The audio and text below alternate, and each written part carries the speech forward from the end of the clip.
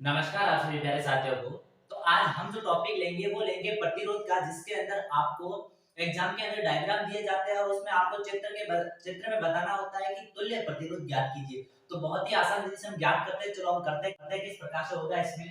तो आप देखो कि इस प्रकार से ये डायग्राम आपको दिया गया है और मैं क्वेश्चन वो करवाने वाला हूं जो 2010 से लगा करके 2023 तक क्वेश्चन पूछे गए हैं। तो ये भी एक किसी एग्जाम के अंदर पूछा गया क्वेश्चन आपके माध्यमिक शिक्षा बोर्ड के अंदर। तो इसके अंदर देखो, इसमें कोई धारा है, बिंदु ए से यहाँ से प्रवेश कर रही है और बिंदु बी से वापस निकल रही है।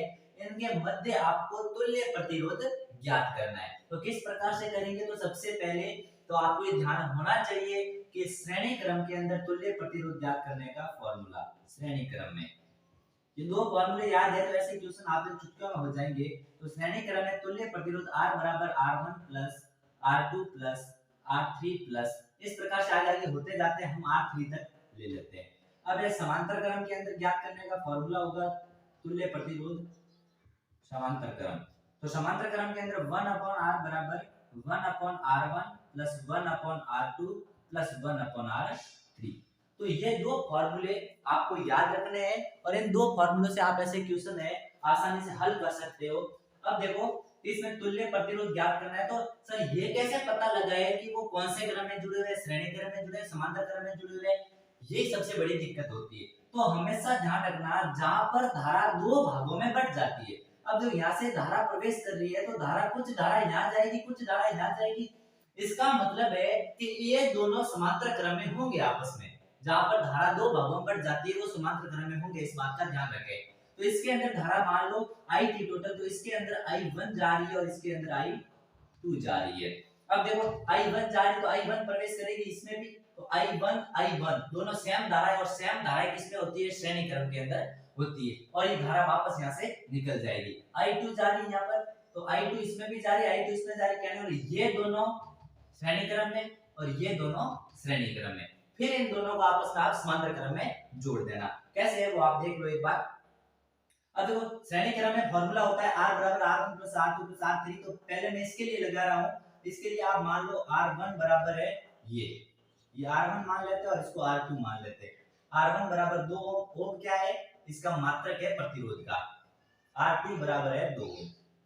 अब देखो हमें किस क्रम में, श्रेणी क्रम में जोड़ना है। तो श्रेणी क्रम का फॉर्मूला होता है R बराबर R1 plus R2 plus R3। Sir हमारे पास तो R1 R2 दो ही है, तो आप तीसरे वाले को हटा दो, ऐसे 3 4 हो तो आगे आगे आप जोड़ते जाओ बस।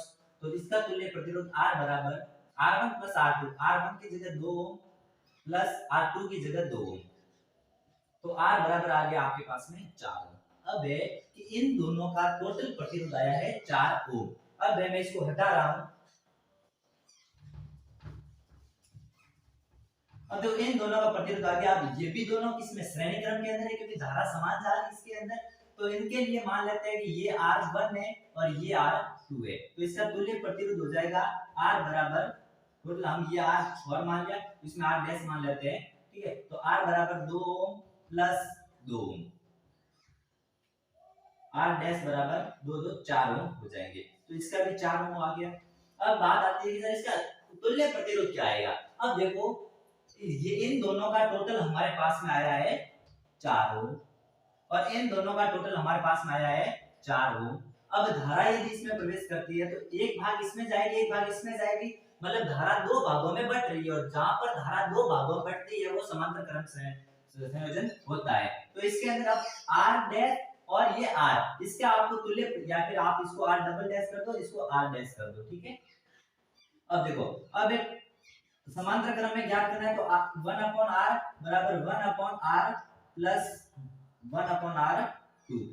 अब देखो हमारे पास में तो R डैश और R डबल डैश है, तो यहाँ पर R डैश और R डबल डैश लिख दो आप। तो 1/R बराबर 1/R, R डैश की जगह क्या आया हुआ है 4 प्लस 1/R डैश की जगह क्या आया है 4। इनका लसअप लोगे 4 आएगा, भाग वगैरह करके दोगे तो 2/4 आ जाएगा। अब देखो 1/R ये 2/R है, कहने का मतलब 1/R बराबर 2/R का मान आया है 2/4। तो इसको ऊपर कर दो आप, R बराबर इसको भी ऊपर हो जाएगी, ये 4/2 बराबर 2 मात्र क्या ओम होता है। तो आपके पास में इसका टोटल प्रतिरोध, तुल्य प्रतिरोध आपके पास में 2 ओम आ गया है। तो इस प्रकार से एक क्वेश्चन सॉल्व होगा। आप इस प्रकार के और भी नए क्वेश्चन जानना चाहते हो तो चैनल को सब्सक्राइब कर देना, इस पर वीडियो अपलोड होते रहेंगे और आप एक प्यारा सा कमेंट कर देना। तब तक के लिए आप सभी को धन्यवाद।